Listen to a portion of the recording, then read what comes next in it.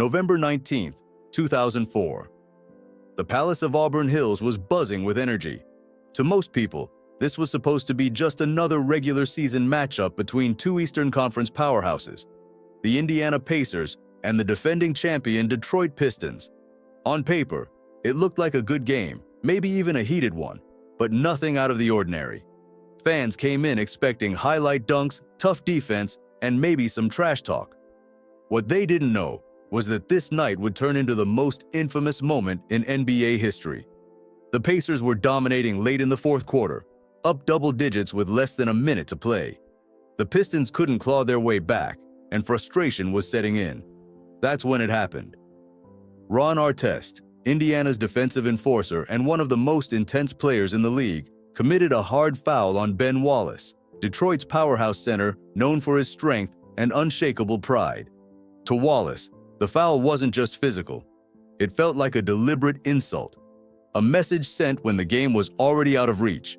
And Wallace wasn't the type to let disrespect slide. He turned and shoved Artest with both hands, sending him stumbling backward. The shove wasn't just big, it was violent, the kind of push that instantly told everyone in the arena. This was about to get ugly.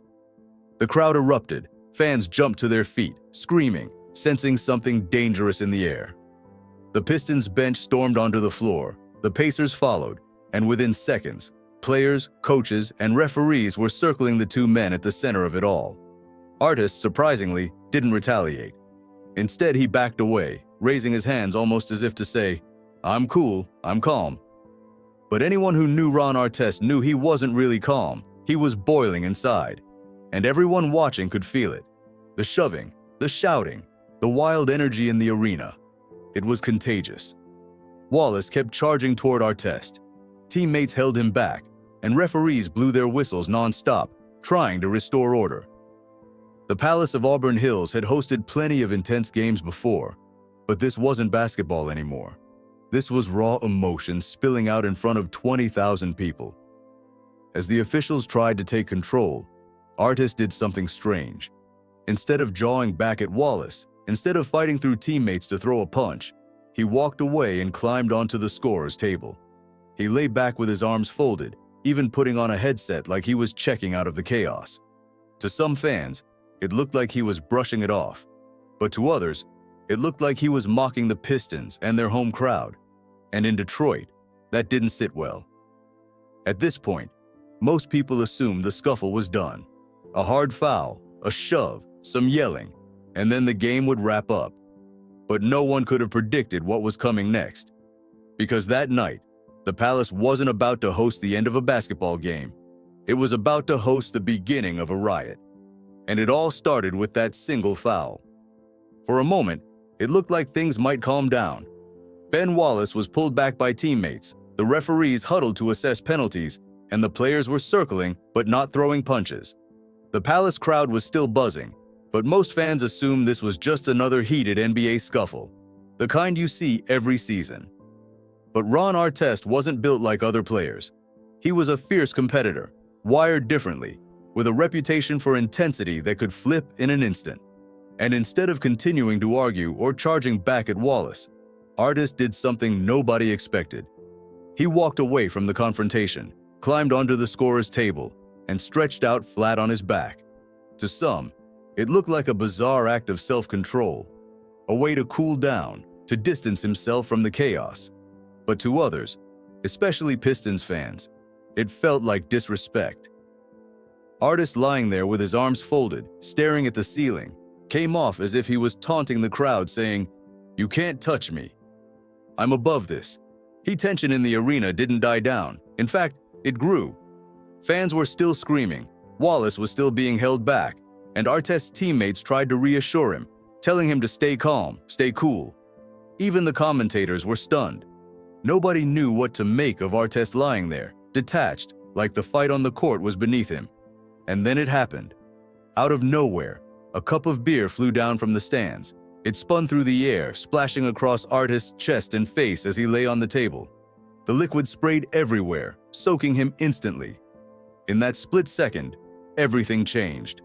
The fan who threw it, later identified as John Green, probably thought it was just a drunken prank. a way to humiliate Artest in front of everyone watching. But it wasn't just a cup of beer. It was the spark that lit the fuse on the most chaotic scene in NBA history.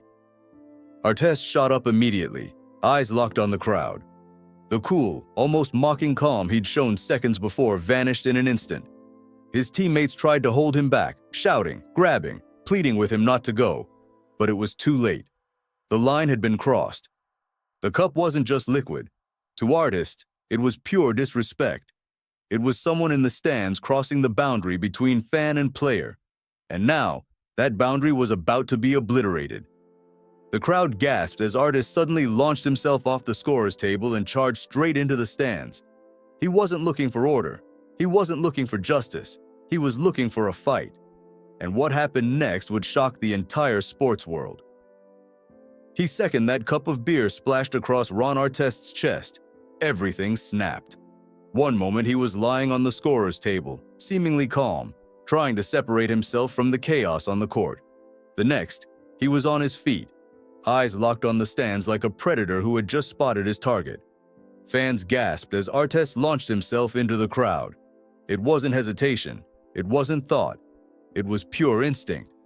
He sprinted up the steps and grabbed a man he believed had thrown the drink. The arena erupted. People were screaming, others were pulling out their phones, and the broadcast commentators were stunned into silence before blurting out the only word that fit. Oh my God. But here's the thing. Artest grabbed the wrong guy. The real culprit, a fan named John Green, was sitting nearby, watching the chaos unfold. And while Artest was swinging at an innocent man, the crowd around him went wild. Beer cups, popcorn, even punches started flying from every direction. Stephen Jackson, Artest's teammate, saw what was happening and sprinted into the stands to back him up. Jackson didn't hesitate either. He started throwing punches of his own, connecting with fans who were trying to get in the mix. Suddenly, the line between players and spectators didn't exist. It was an all-out brawl. Down on the court, Jermaine O'Neal was trying to keep order. But when a fan charged onto the floor as if he wanted to fight, O'Neal dropped him with one of the most infamous punches in NBA history. The hit slid across the slick hardwood, leveling the fan in front of millions watching at home. By now, the Palace wasn't an arena. It was a battlefield. Fans were rushing forward, some swinging, some just trying to get a closer look. Security was overwhelmed. Coaches and referees were screaming, trying to push players back toward the locker room. But it was chaos. The crowd, thousands deep, had turned hostile. Cameras captured it all. Artest being pulled back onto the court, only to get hit in the face by another fan who ran up on him. Punches were traded back and forth. Players were tackling fans, fans were throwing chairs, and the announcers could barely keep up. One of them called it what it was: the ugliest scene in sports history. The frightening part? Nobody knew how far it would go. Would weapons come out? Would someone get seriously hurt? For those few minutes, the NBA was powerless. The league, the referees, even the police, none of them had control over the madness inside the Palace. Eventually, security and staff managed to escort the Pacers toward the tunnel, but even that wasn't safe. As they left the court, furious Detroit fans showered them with trash, drinks, and booze so loud it felt like the roof would collapse. Artest ducked his head. Jackson shouted back. The players weren't just leaving a game, they were leaving the scene of a riot. And when the dust finally settled, the real damage wasn't just to the arena floor, it was to the entire NBA. When the final buzzer never sounded that night, the NBA was left with a scene nobody could ignore. The league had seen technical fouls, shoving matches, and even a few punches thrown before, but nothing on this scale. This wasn't a scuffle. It was a disaster broadcast live across the country, and Commissioner David Stern knew the league's image was in jeopardy. The very next day, the NBA came down harder than it ever had before. 9 players from both teams were suspended, totaling an unprecedented 146 games. And no one felt the hammer more than Ron Artest. His punishment? 86 games, the rest of the season, making it the longest suspension for an on-court incident in league history. Overnight, Artest went from being one of the league's best defenders to being painted as its biggest villain. Stephen Jackson, who had rushed into the stands to defend his teammate, was suspended for 30 games. Jermaine O'Neal got 15 games, and that was only after an appeal reduced it from 25. Even Ben Wallace, the man who threw the first shove, was hit with 6 games. The financial toll was staggering. Players collectively lost more than $11 million in salary. For Artest alone, the suspension cost him nearly $5 million. That money was gone instantly, along with endorsements, reputation, and any chance of Indiana making a deep playoff run. And it wasn't just about the NBA's punishments. The law got involved too. Several players faced criminal charges for their roles in the fight. Artest, Jackson, and O'Neal were among those who had to stand in court and answer for their actions. Most of the penalties were small: probation, community service, fines, but the fact that NBA players were suddenly being treated like criminals only fueled the media firestorm. Fans weren't off the hook either. John Green, the man who threw the cup, was banned from Pistons games for life and eventually convicted on assault charges. Other fans who had stormed the court faced similar bans and legal trouble. The NBA wanted to send a message. Crossing the line between spectator and participant would not be tolerated. But the biggest consequence wasn't about money or legal action. It was about reputation. Overnight, the Indiana Pacers went from championship contenders to a team branded as thugs. The fight overshadowed everything they had built, and instead of talking about their dominance on the court, the entire basketball world was talking about their actions off it. The Malice at the Palace had become more than just a fight. It was a black eye for the league, a turning point that forced the NBA to ask itself how much control it really had over its players, its fans, and its image. And the changes that came next would reshape the entire NBA experience. When the suspensions were handed down, the message was clear. The NBA wasn't just punishing players, it was trying to rebuild its image. The league had been embarrassed on national television, and David Stern wasn't about to let it happen again. The first major change came in the form of security. From that point on, games had a much heavier presence of police officers and arena staff. The idea was simple. If another brawl broke out, there would be enough muscle in place to stop it before it spun out of control. Then came the alcohol restrictions. At the Palace that night, many fans had been drinking for hours, and the league knew that alcohol had fueled the chaos. Afterward, teams across the NBA cut off beer sales earlier in games, limited how much a fan could buy at one time, and cracked down on oversized drinks.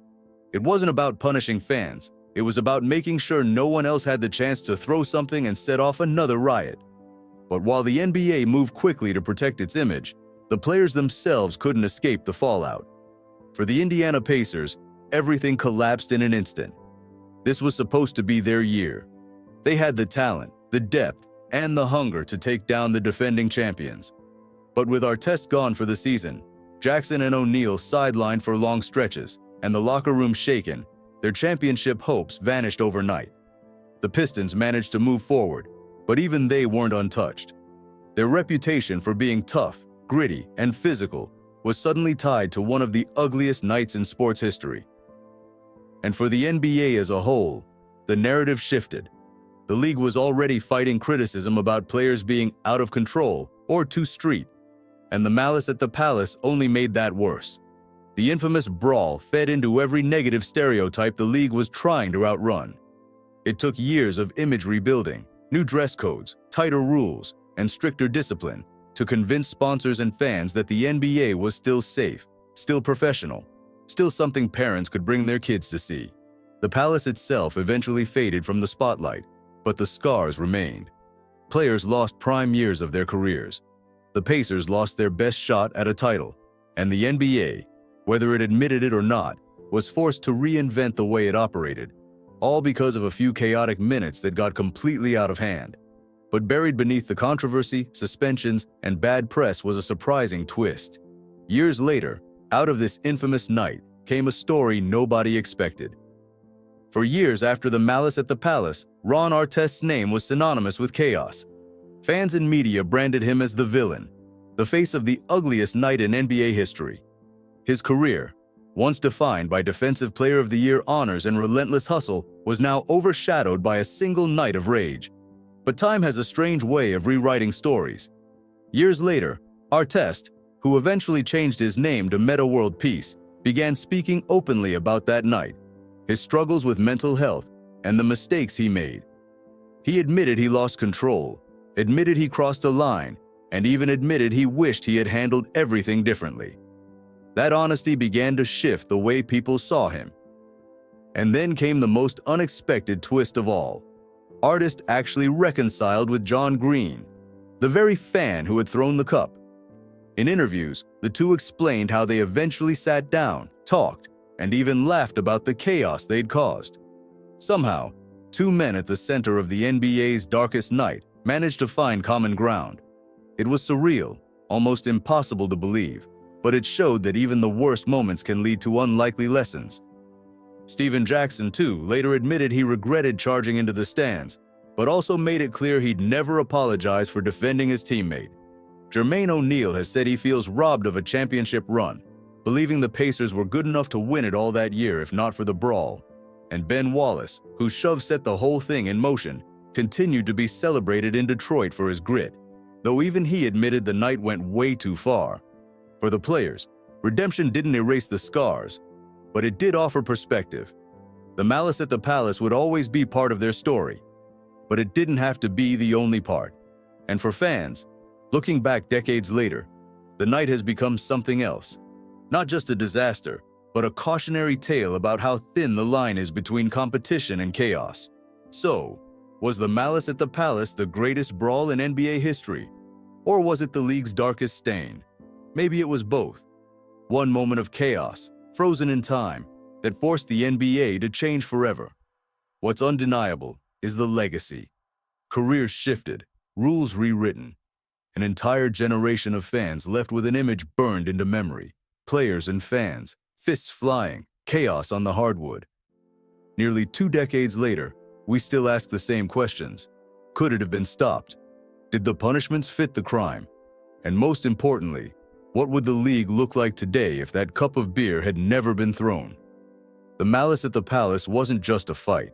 It was a reminder that sports, for all their excitement, sit on a knife's edge between passion and disaster. So now we leave it to you.